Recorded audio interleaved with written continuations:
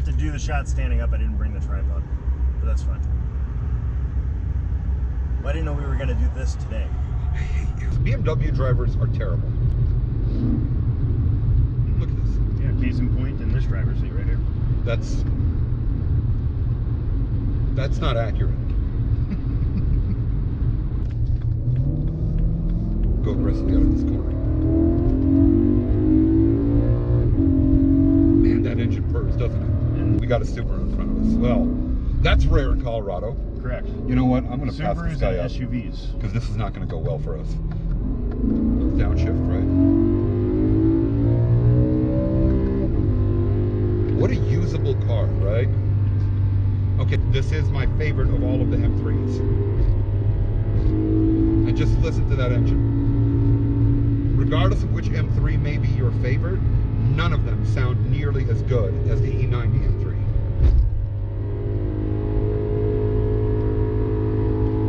Just listen to that. And look how composed this car is. It's easy to drive. You can be a...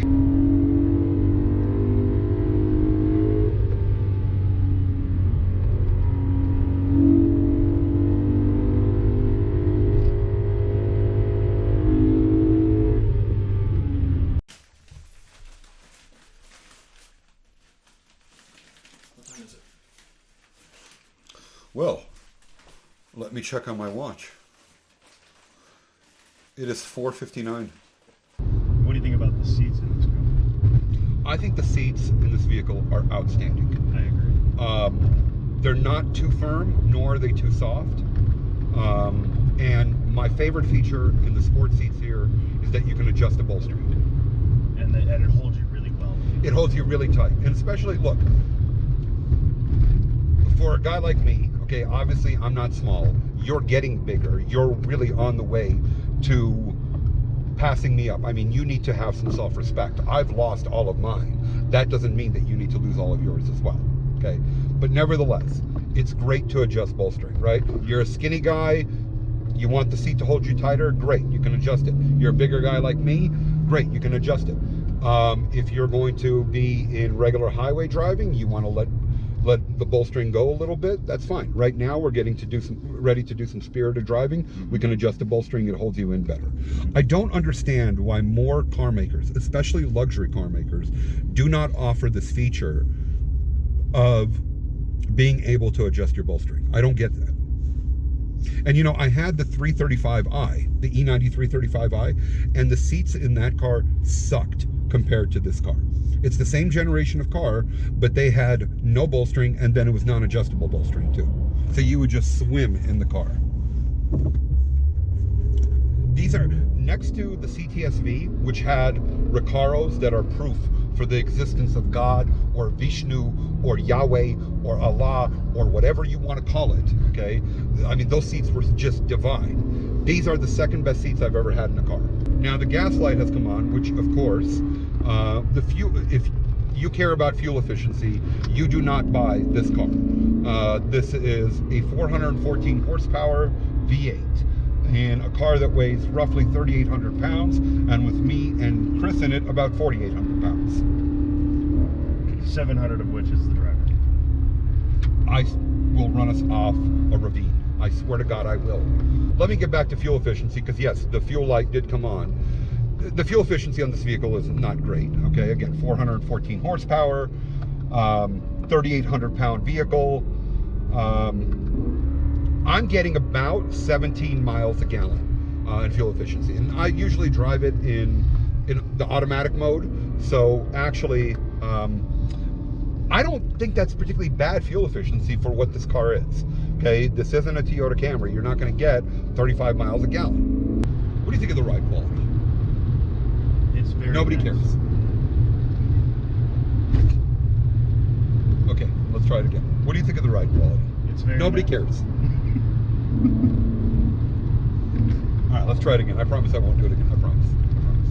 At my word. I'm not going to be like Lucy here with Charlie. What do you think of the ride quality?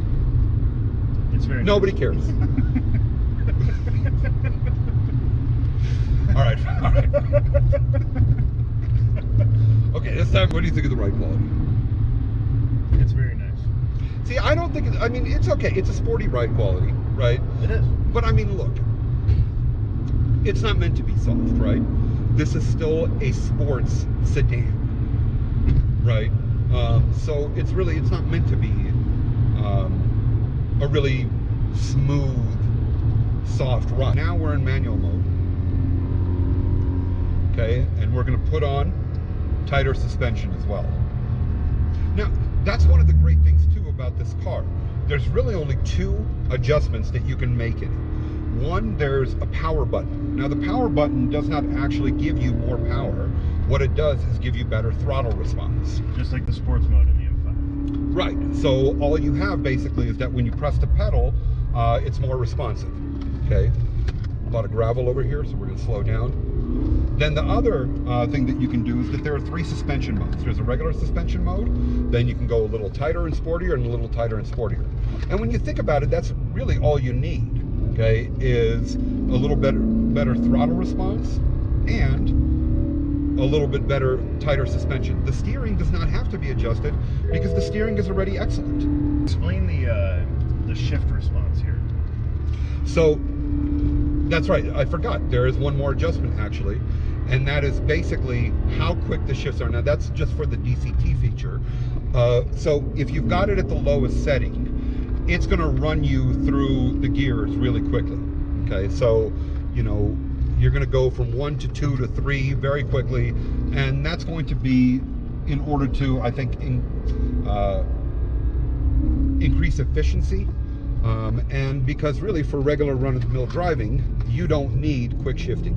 But as you get up into quicker shifting, especially if you're going to track the car, which you absolutely can, by the way, then you're going to have really quick shifts with the DCT. Although, truth be told, if you were tracking the car, you wouldn't be in the automatic mode of the car. You'd be in the manual mode of the car. You don't, there's so little body roll in this car too. Have you noticed that, Chris? Mm-hmm. Yeah, you're not being shifted around all over the place. There's some body roll. It's still a sports sedan. It's still meant to be used every day. But at the same time, you know, it's not uncomfortable, right? I mean, look, this isn't an S2000. It's not a Miata. Okay, you're gonna have, and it's a heavier car, so you're still gonna have some body roll. He's not using his blinker. Oh, see? He only used his blinker briefly, because, you know, BMW drivers, they don't use their blinker. So, you know, I think what happened is he started shifting lanes, okay, and then he knew, no, I'm going to be a cliche by not using my blinker. So then he turned on his blinker, but then he was reminded that he's a BMW driver and said, you know what, this really isn't like me. And that lesser people don't need to know which direction he's going. Yeah, so he was not fully committed to that blinker. Yes. It's true what they say about BMW drivers. They don't use their turn signals. But, you know, I do. I'm going to go into this lane right now. Look at this. I'm using my turn signal, using it, turning it off. Look at that. You see that?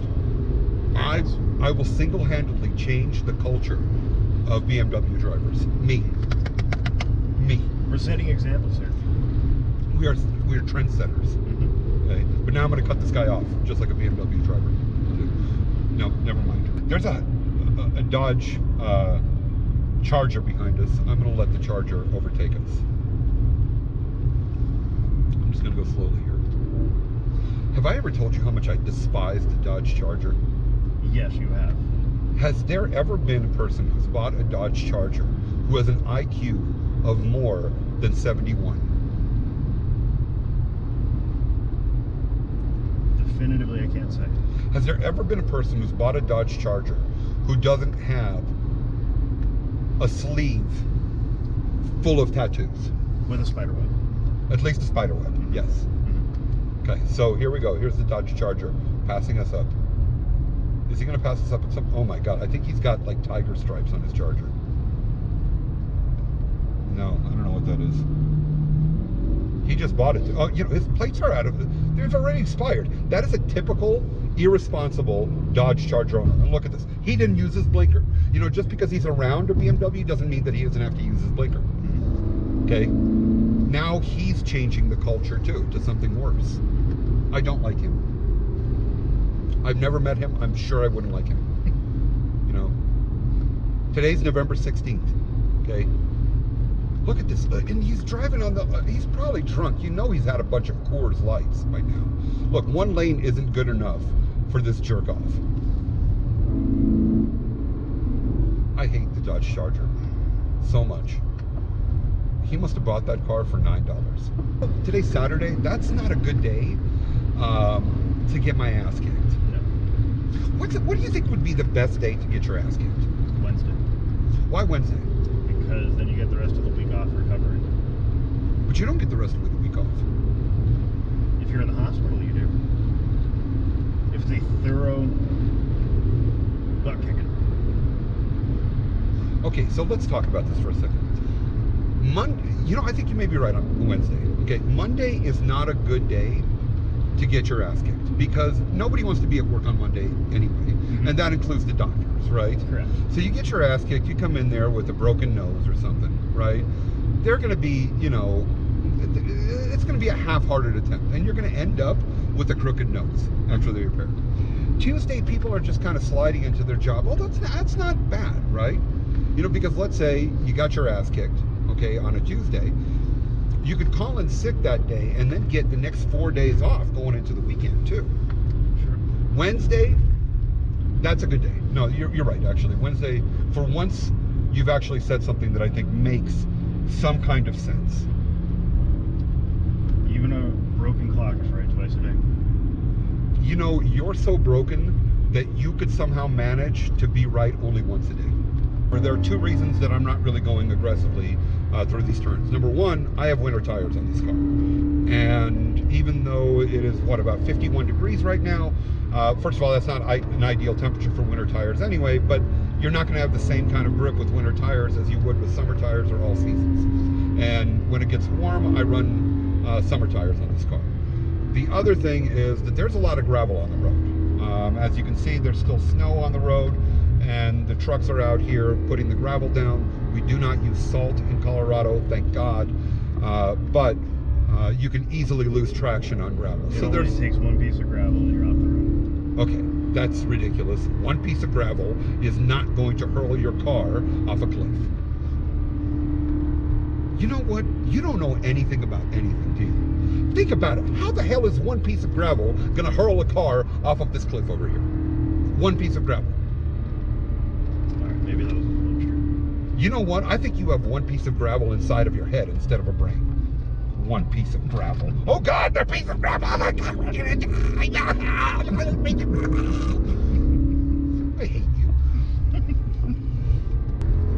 Let's just. So my traction control light is coming on quite a bit actually while we're on this road. And again, I'm running winter tires, plus I'm running thinner winter tires. Stock, what comes in the back is 285. Right now, in order to adjust for winter, because this is my winter car, I went to different rims and I'm running 245s all around. So normally this is a staggered setup, which if I can remember is 285 in the back, 245 in the front. But here I'm running 245 all the way around. And by the way, this car thus far for me has been outstanding in winter conditions.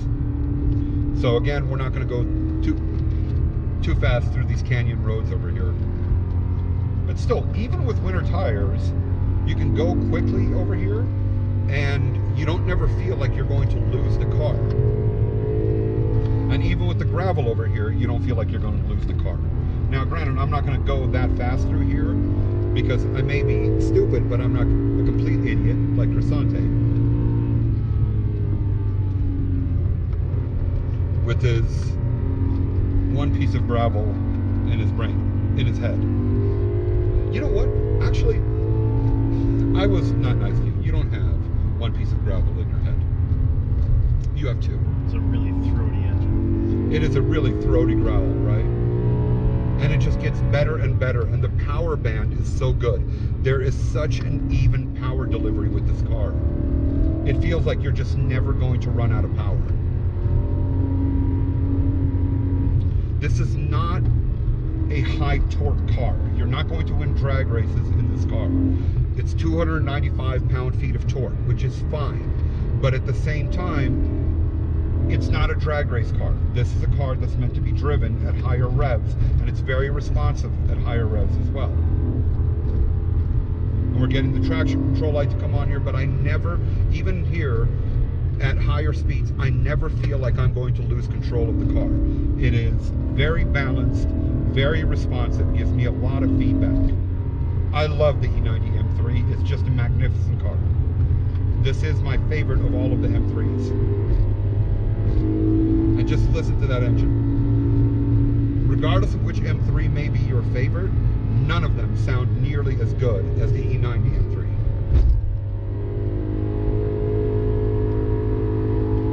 Just listen to that. And look how composed this car is. It's easy to drive. You can be a hack driver. Let's move over and give this guy some space. You can be a hack driver and still drive this car at speed, even with winter tires. And with summer tires, I've driven through this canyon before. The car is absolutely brilliant. Nom nom nom nom nom nom nom nom nom nom. Nom nom nom.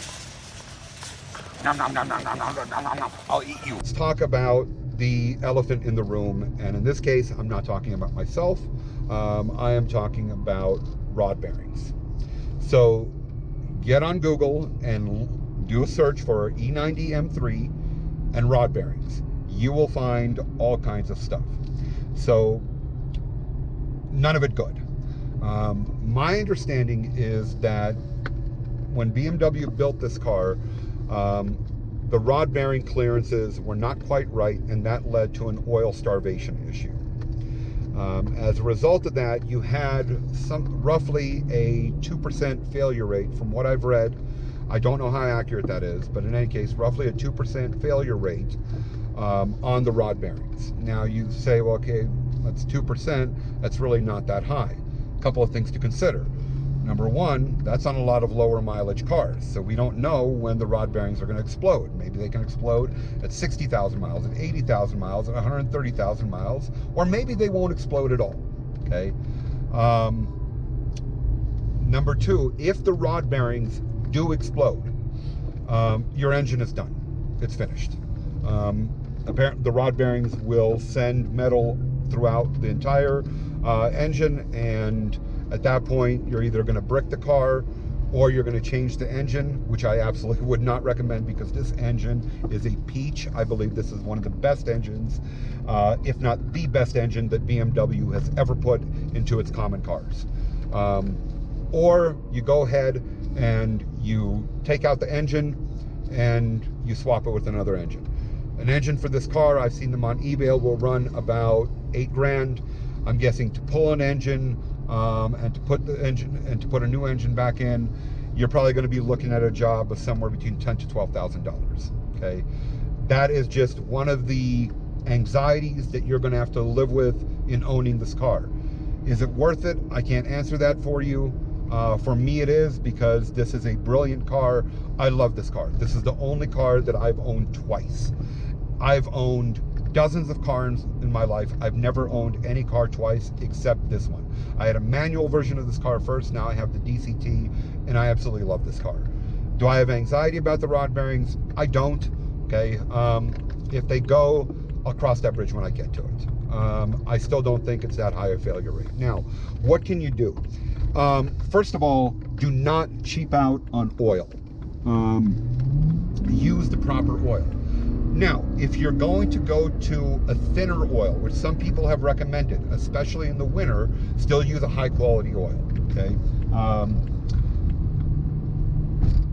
And stay on top of your oil changes. Another thing that I do is every time I get an oil change on this car, and I'm religious about getting oil changes, they are done once every 5,000 miles. Let's go ahead and stop and get some gas right now. I do my oil changes once every 5,000 miles. I always go ahead and do an oil analysis through Blackstone. I tell my mechanic, say, hey, check the oil, go ahead and send it over to Blackstone, spend 20 or 30 bucks to do an oil analysis, and that may give you some information about whether the material that the rod bearings are made of, and I forget what it is, but you can research it, whether that material is actually chipping away. If it is, okay, then you go to the third thing that you do, which is that you can go ahead and get the rod bearings replaced. Don't go to the dealer. You should never go to the dealer anyway to get your car fixed out of warranty unless you're a complete moron. But find a reputable shop that can do the work. I've seen prices as high as $6,000, which I think is stupid. $4,000, which is more reasonable, but still stupid. Ultimately, I think that you can get the rod bearings done for about $2,500. The rod bearings themselves are pretty cheap. It's just a labor-intensive job. You know my favorite part of the interior? It's this thick, meaty.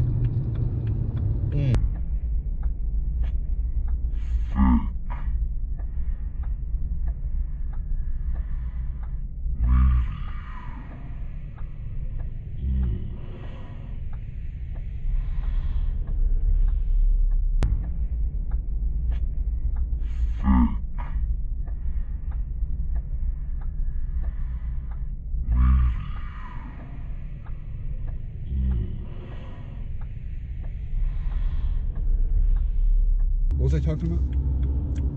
Steering wheel. Steering wheel. Steering wheel. Thick, meaty steering wheel. Yes.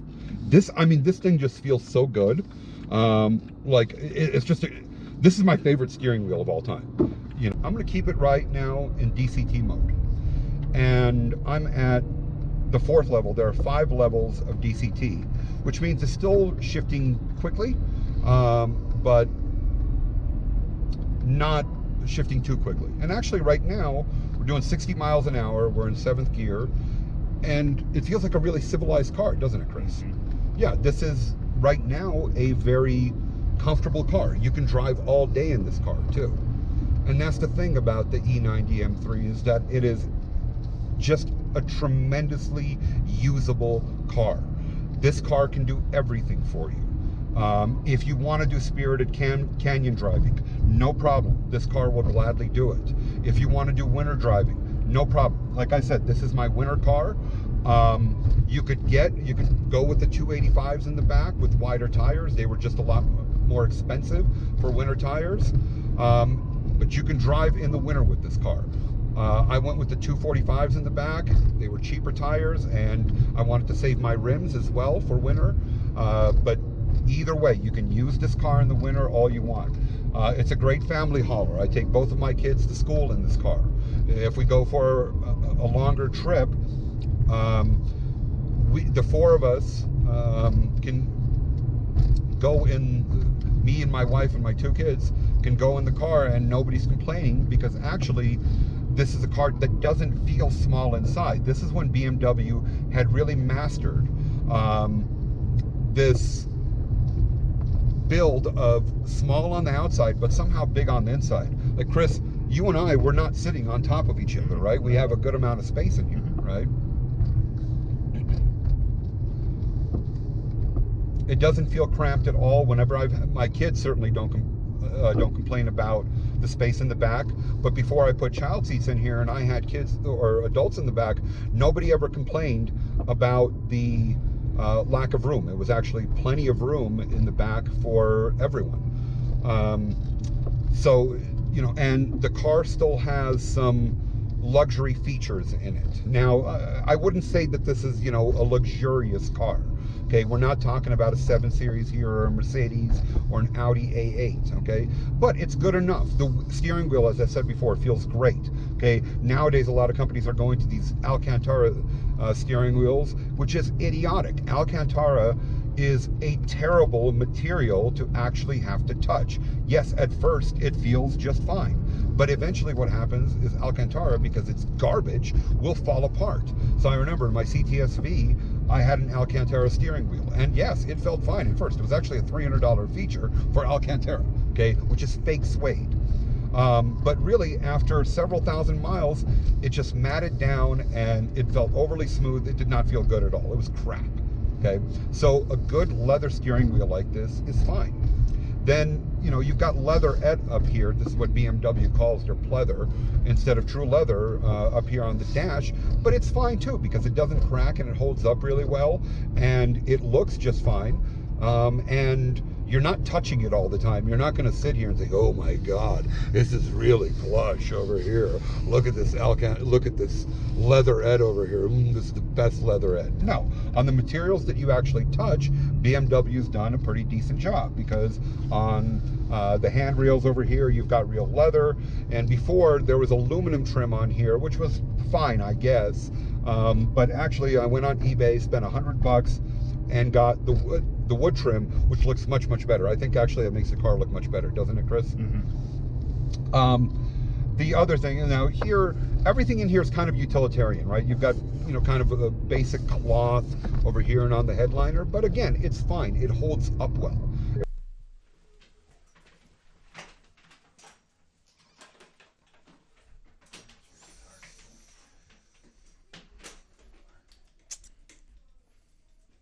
Let's talk about visibility. Visibility out of this car, outstanding.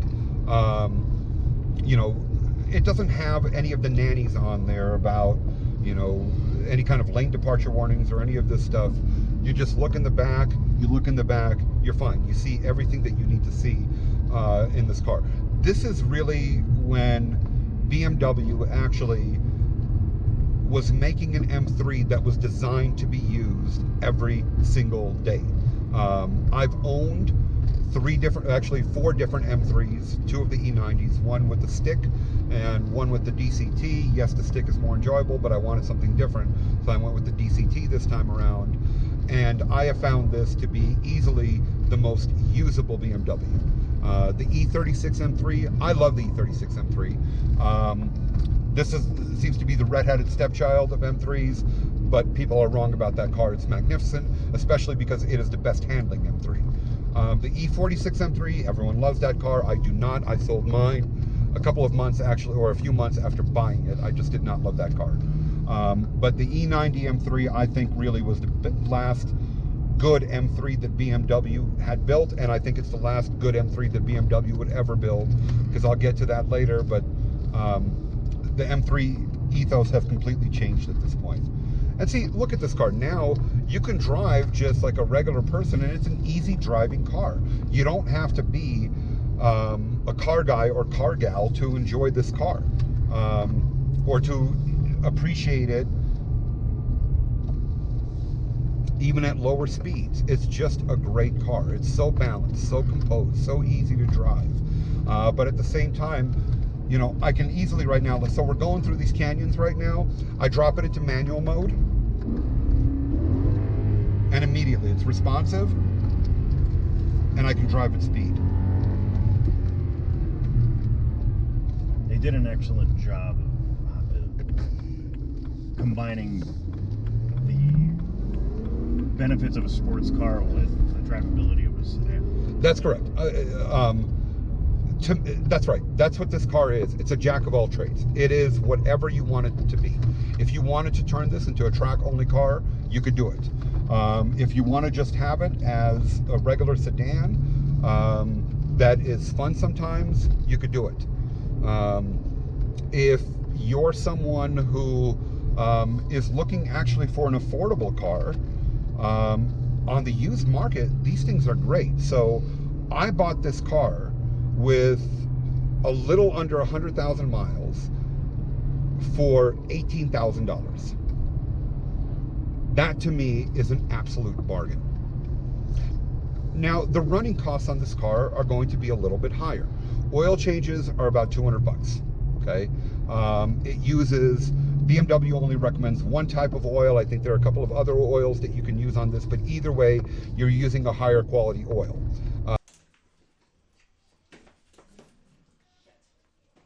So we're going to show you right now just how much space is in this car. This is my younger daughter's car seat over here. I'm going to plant my fat rear end over here. Chris is sitting in my older daughter's car seat. You look comfy. Oh yeah, extremely. Nice. Okay. So I'm in my daughter's car seat. I'm ready to go to Los Angeles. How about you? I'm ready to get out of here, actually. Yeah. I will say though, okay, so look, first of all, okay, I'm sitting in a car seat, which in and of itself is, I don't really know what we're doing here. There's plenty of leg room though, isn't it? Yes. I just felt something break in the car seat. You did. If I broke my child's car seat, my wife is going to kill me. Let's do an acceleration run here.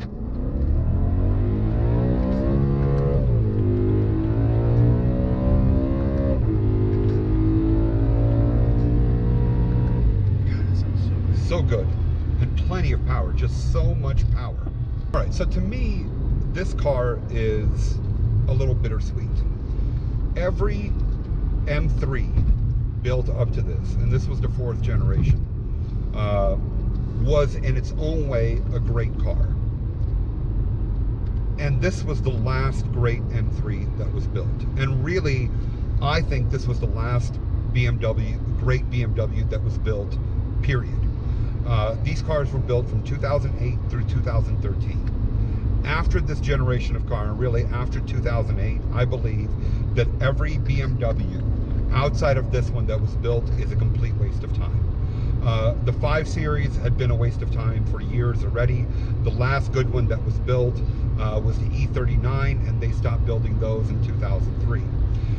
The 7 Series had been a waste of time for even longer. The last good one that was built was the E38, and I believe those ran until 2001. Okay, and the last 5 Series, I think, was the pinnacle of the 5 Series. The last 7 Series was the pinnacle of the 7 Series. The last great 3 Series that was built was really, in some respects, the E46 3 Series, because I'm not a fan at all of the regular run-of-the-mill E90s. Like I said, I had a 335i with the Dynon package, and there were a lot of things to like about that car, but there were really a lot of things to hate about that car as well. But really, the last great M3 that was built was this one. I don't know anything about the 1 Series cars, and I don't care. Let's talk about alternatives to this car, competitors to this car. Let me first start by saying that there is no valid competitor to this car. If you want a compact sports sedan, it is an M3, and then it is everything else.